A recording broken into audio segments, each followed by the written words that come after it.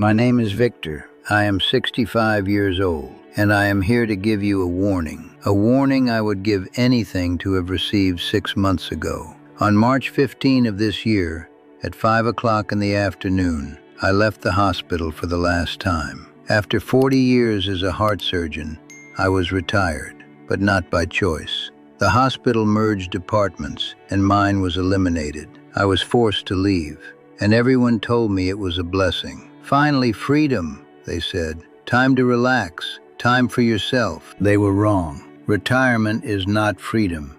It is a prison, a solitary, silent, gray cell where you are forced to confront the person you became when you weren't paying attention. It is a prison if you are not prepared, and I was not. No one is. Because the preparation everyone does is about money. I had money. I had more than enough. What I didn't have was a plan for the 16 hours a day that suddenly opened up before me like an abyss. What I didn't have was an identity beyond my white coat.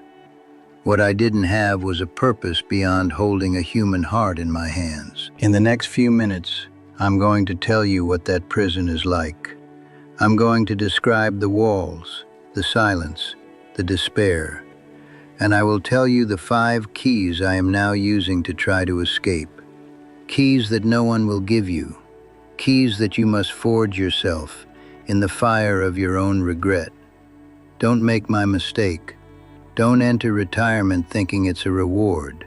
It's a test, the hardest test of your life. And if you're not prepared, it will break you. For 40 years, my life was defined by a series of rhythmic beeps. The steady beep of a heart monitor, the urgent beep of a pager in the middle of the night, the soft beep of a coffee machine before dawn. These sounds were the soundtrack of my existence. They meant I was needed. They meant a life was in my hands. They meant I had a purpose. I was Dr. Victor Morales, Chief of Cardiothoracic Surgery. I was one of the best. I fixed broken hearts. Literally. I took organs that were failing, that were giving up, and convinced them to beat again. It was brutal, demanding, relentless work. It demanded everything from me, my time, my energy, my focus. And I gave it all willingly, because the reward was intoxicating. The reward was life. My identity was so intertwined with my work that there was no separation. I didn't go to work. I was my work. My white coat was my skin. My colleagues were my family. The hospital was my home. My wife, Elena, who passed away 3 years ago, used to joke that she was married to the hospital, and I was just the lover who visited her. She was right. I loved Elena, but my first love, my most consuming love, was surgery. When she was gone, work saved me. Work filled the silence she left behind. Work gave me a reason to get out of bed. Work was the only thing death couldn't take away from me. Or so I thought. Then one day, I was called into the administrator's office. The news was delivered in cold, impersonal corporate language. Restructuring, synergies, resource optimization. The words were meaningless, but the message was clear. My department was being shut down. My position was being eliminated. At 65, I was being forced into retirement. They threw me a party, a cake, a gold watch. People gave speeches. They talked about my dedication, my skill, my years of service. They smiled and told me to enjoy my freedom, and I smiled back. I thanked them. I told them I was looking forward to traveling, to reading, to finally having time for myself. I was lying, to them and to myself. I didn't feel free. I felt amputated. A vital part of me had been cut off and I was bleeding inside, but no one could see the wound. The first day of my freedom was March 16th. I woke up at 4:30 a.m. out of habit. For a moment, lying in the darkness, I felt the familiar panic that I was late for surgery. Then I remembered. There was no surgery. There was no hospital. There was nowhere to go. The silence in my apartment, normally a brief interlude before the storm of the day, was now a vast, motionless ocean, and I was lost in the middle of it. I made coffee. I sat on my balcony, which overlooks the city. I watched the world wake up. I watched the cars, the buses, the people rushing to their jobs, to their lives. And for the first time in my life, I wasn't part of it. I was a spectator, a ghost watching the living. The feeling of irrelevance was so overwhelming that it was physical. It was a weight on my chest, a lack of air, a nausea at the back of my throat. The first few days turned into a week, and the week into a month, and the emptiness didn't diminish. It grew. It became a constant companion, an unwelcome guest who sat with me at the breakfast table, who followed me from room to room, who lay with me at night. I tried to fill it. I called my son Mark in Australia. He was busy with his work, his family. He was happy for me. "You deserve a break, Dad," he said. He didn't understand. How could he? I tried to read the books I had accumulated, but I couldn't concentrate. The words jumbled together on the page. I tried to watch movies, but the stories seemed trivial, the emotions fake. Nothing compared to the life and death reality of the operating room. I tried to cook, but for whom? I was alone. The food had no taste. I became a prisoner in my own luxury apartment. The walls, once a refuge, were now the bars of my cell. The beautiful view of the city was a constant mockery of the vibrant world I was no longer a part of. The silence was no longer peaceful. It was the sound of my own obsolescence. I was in a prison made of time. Unlimited, unstructured, purposeless time. And it was driving me crazy. The breaking point came on a Tuesday night, about 2 months after my retirement. I hadn't slept well in weeks. I would wake up in the middle of the night, my heart racing, my mind racing with an unnamed anxiety. That night, I woke up around 3 a.m. The silence was absolute, and suddenly, I was overcome by a wave of panic so intense that I thought I was having a heart attack. I, the man who had held hundreds of hearts in my hands, was convinced that my own was failing. I went to the bathroom and looked at myself in the mirror. The man staring back at me was a stranger. His eyes were sunken and haunted. His skin was pale. There was an expression of terror on his face that I had never seen before. And then I did something I hadn't done since I was a child. I cried. It wasn't quiet, dignified sobs. It was ugly, guttural, desperate crying. The sound of a man who had lost everything and had no idea how to find his way back. At that moment, on that night, I finally understood the truth. Retirement was not freedom. It was the end of me. And if I didn't do something, if I didn't find a way to escape this prison, it would kill me. Not all at once, but slowly, day by day, silence by silence. And it was on that night, at the lowest point in my life, that I began to forge the first key. The first key is structure. The freedom that retirement promises is a lie, because freedom without structure is not freedom, it is chaos. For 40 years, my life was rigidly structured. Wake up at 4:30, at the hospital by 6, surgery at 7, rounds, meetings, paperwork, come home late, study new procedures, sleep, repeat. It was a demanding schedule, but it was a schedule. It gave shape to my days. It gave me a sense of progress. It gave me a skeleton on which to build my life. When that was taken away, I became a shapeless puddle of time. I floated. I had no direction. The first thing I did after that night in the bathroom was buy a daily planner, a paper one, and I started scheduling my day, not with important tasks, but with simple tasks.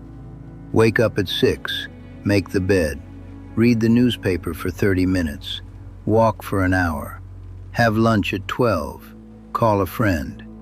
It sounds ridiculous, I know, scheduling things that normal people just do.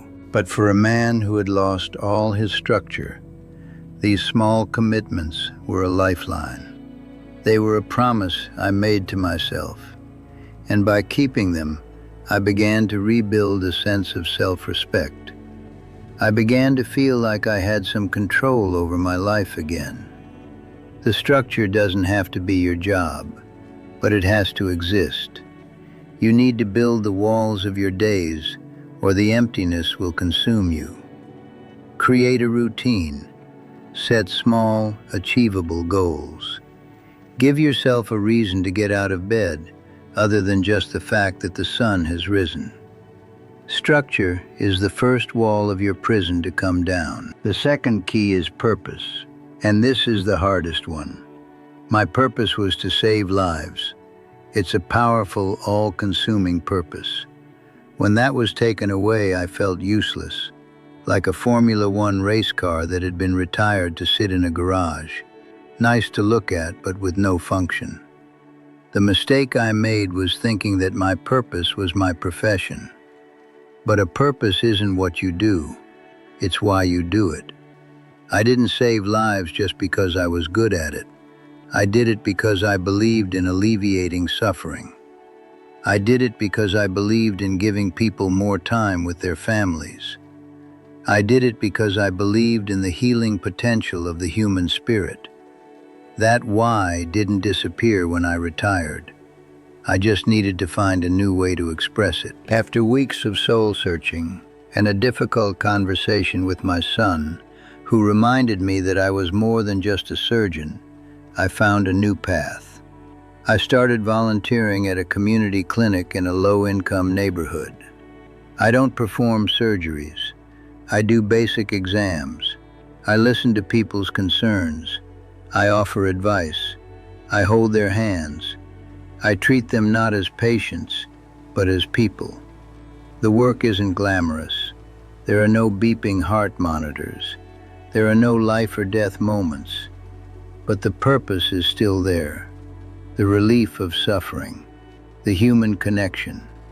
Finding a new purpose isn't about finding a new job. It's about finding a new way to live your values. Look at your career. What did you really do? Did you organize chaos? Did you teach people to see the world differently? Did you build things that made people's lives easier? Take that core skill, that core value, and find a new way to apply it.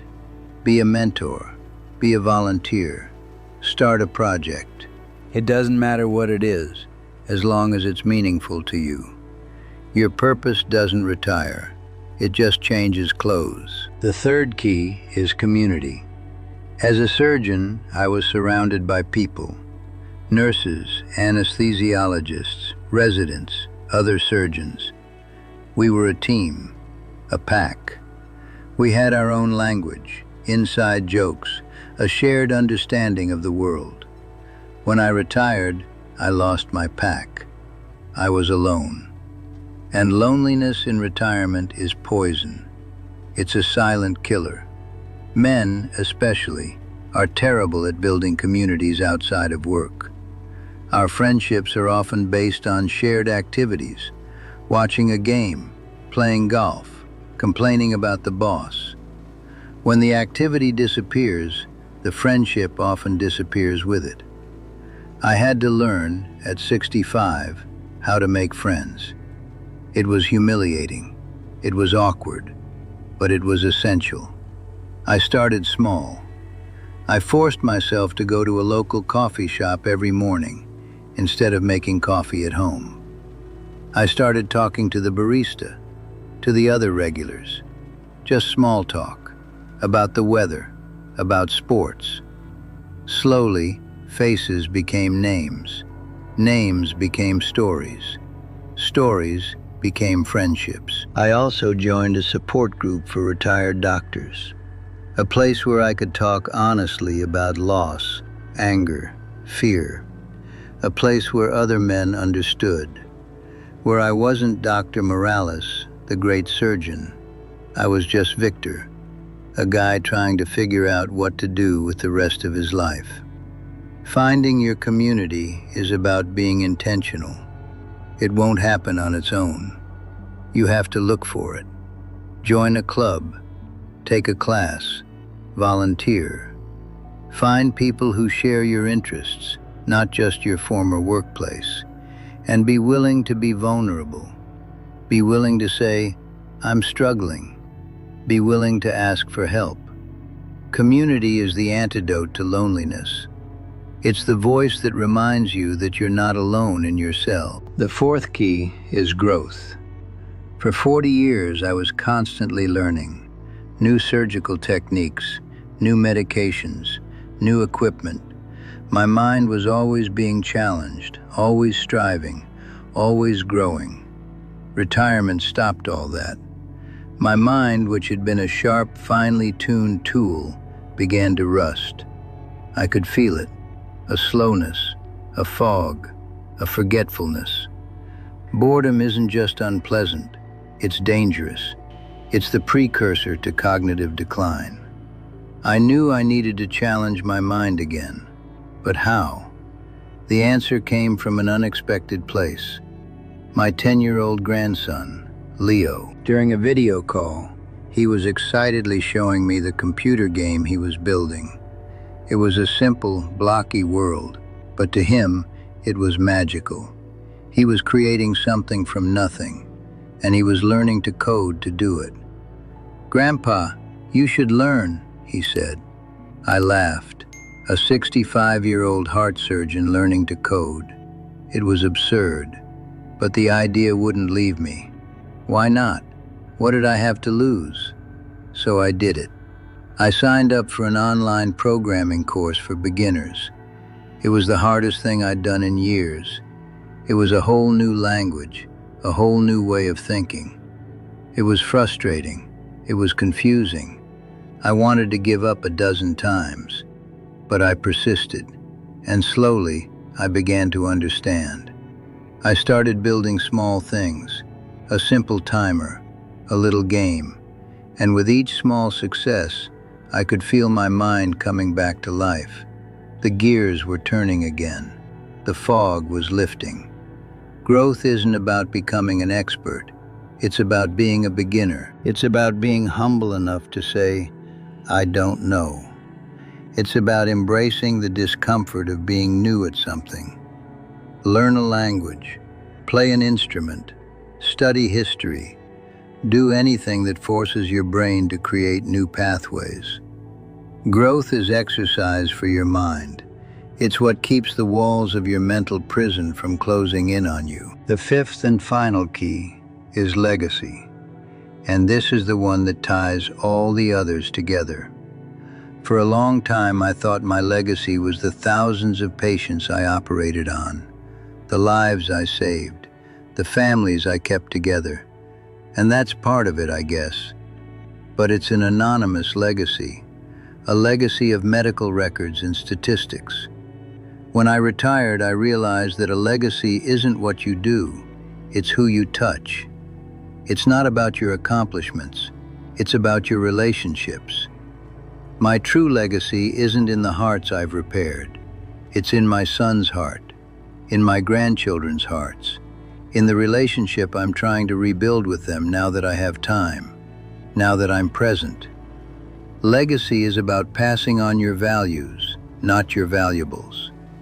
It's about the stories you tell, the wisdom you share, the love you give. My work at the community clinic, that's part of my new legacy. My time with my new friends, that's part of it. Learning to code with my grandson, That's a big part of it. It's creating new memories. It's showing him that his grandfather isn't a relic of the past, but a work in progress. It's showing him that it's never too late to learn, to grow, to start over. Thinking about your legacy isn't being morbid, it's being intentional. It's asking yourself, what impact do I want to have on the people I love? What story do I want them to tell about me when I'm gone? And then, start living that story, today. Retirement gives you the gift of time to focus on your true legacy. Don't waste it. It's the final key that transforms the prison of retirement into a playground of possibilities. Structure, purpose, community, growth, and legacy. These are the 5 keys. They are not easy to forge. They require work, honesty, and a willingness to be vulnerable.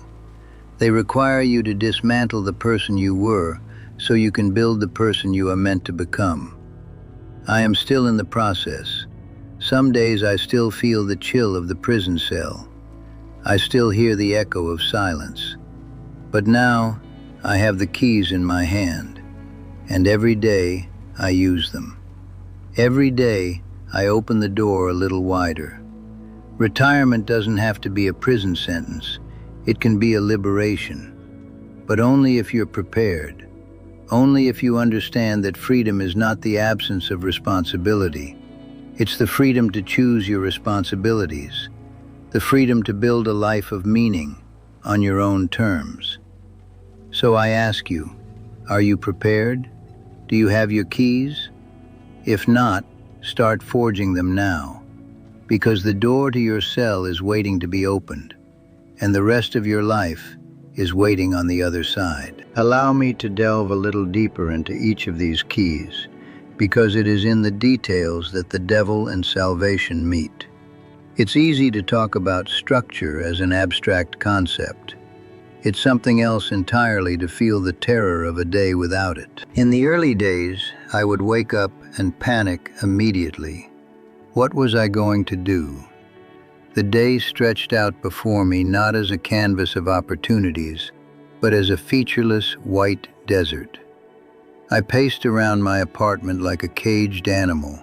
I arranged the books on my shelf in alphabetical order, then by color, then by size. I opened the refrigerator, looked inside, closed it. 10 minutes later, I did the same thing. It was a meaningless dance with time, a desperate attempt to fill the seconds so they wouldn't swallow me up. Buying the daily planner was an act of pure self-preservation. I remember standing in the store, looking at the rows of notebooks, feeling foolish. A heart surgeon buying a planner to schedule, what? Making the bed? But I bought it. And on the first morning, I sat down with my coffee and wrote, 7-8, walk in the park. It seemed childish, but when I came home at 8:01, sweaty and heart pounding, and crossed that item off the list, I felt a wave of accomplishment I hadn't felt since closing a patient's incision. It was a small victory, but in that prison, small victories are everything. Structure isn't about being busy. It's about having intention. It's about saying to time, I'm in charge, even if you're only in charge of your next hour. And about purpose. The community clinic wasn't my first idea. My first idea was grander, more selfish. I thought about giving lectures, traveling the world talking about surgical techniques, keeping the title Dr. Morales, the Great Surgeon. But the few lectures I gave seemed empty. It was a performance, an echo of my old self. The real change came from a conversation with Mark.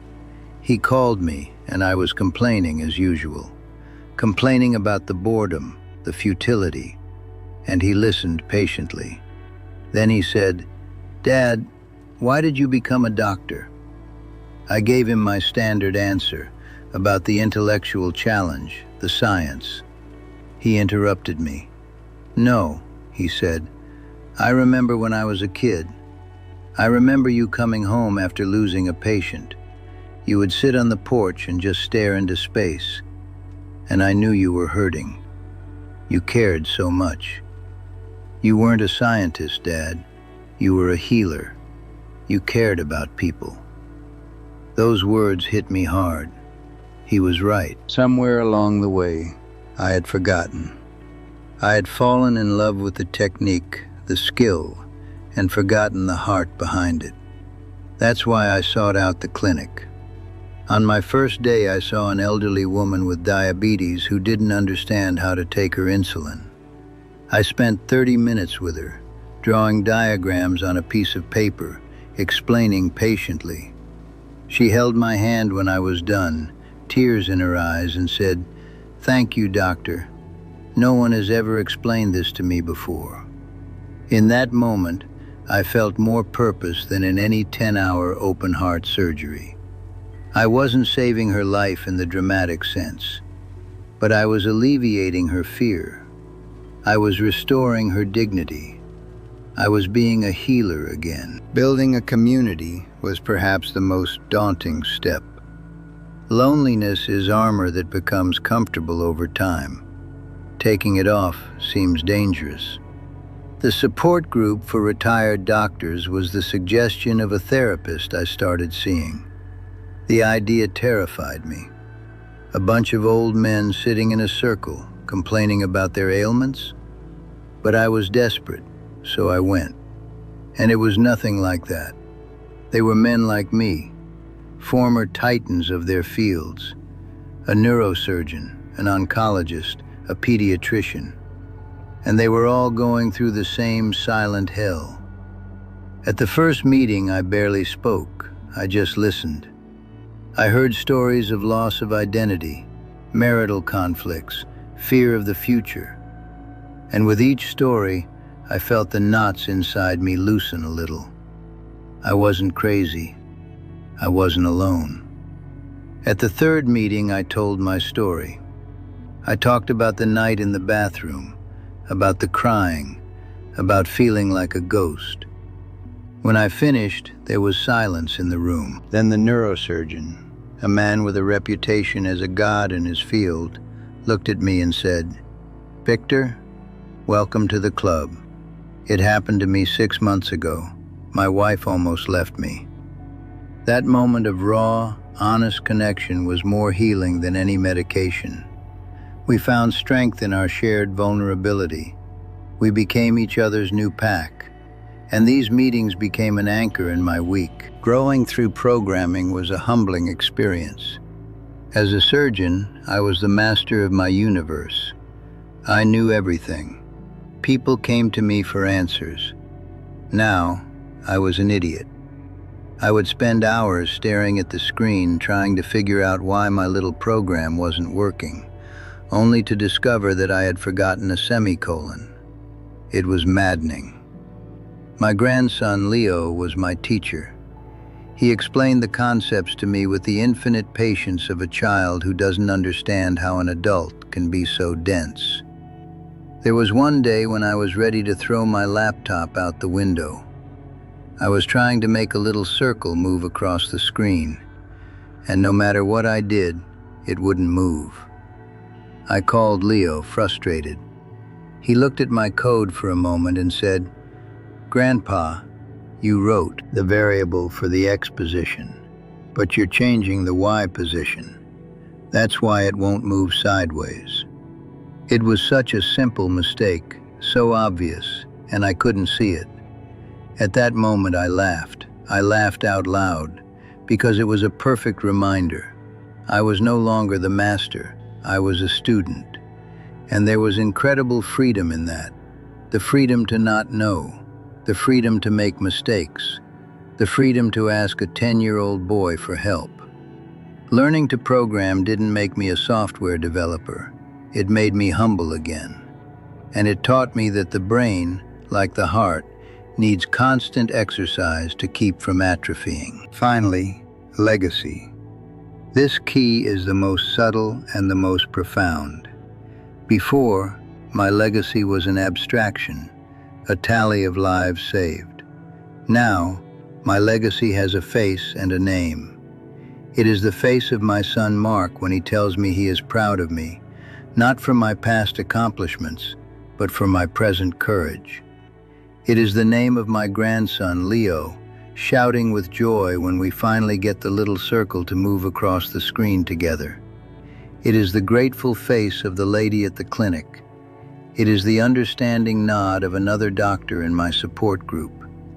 My legacy is not a plaque on a hospital wall. It is the ripple effect my actions create in the lives of those around me, here and now. It is the choice to trade an hour of watching TV for an hour of really listening to my son on a video call, even with the time difference. It is the choice to wrestle with a computer code so I can share a passion with my grandson. It's the choice to use my decades of knowledge not to make money or gain prestige, but to calm a stranger's fear. Retirement forced me to confront the question, when all is said and done, what will really matter? And the answer is not how high you climbed, but how deeply you connected. It's not about what you accumulated, but what you gave. This understanding did not come easily. It came through pain, silence, and fear. It came from looking into the abyss of my own irrelevance and deciding to build a bridge across it rather than jump.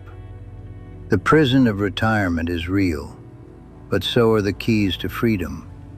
They are inside you, waiting to be forged. Don't wait until the cell door closes behind you. Start forging them now. So this is my warning, from one prisoner to another. Retirement is not the end of your professional life. It is the beginning of your intentional life.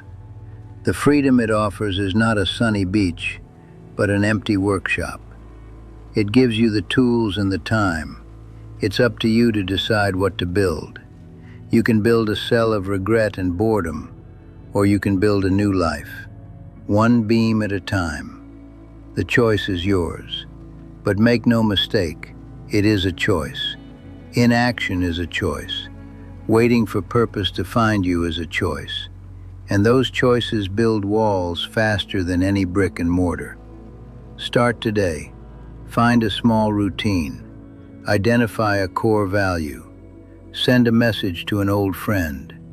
Learn something new, no matter how small. Lay a single stone in the foundation of your legacy. Because freedom is not something that is given to you. It is something you build, day after day, choice after choice, intentional choice.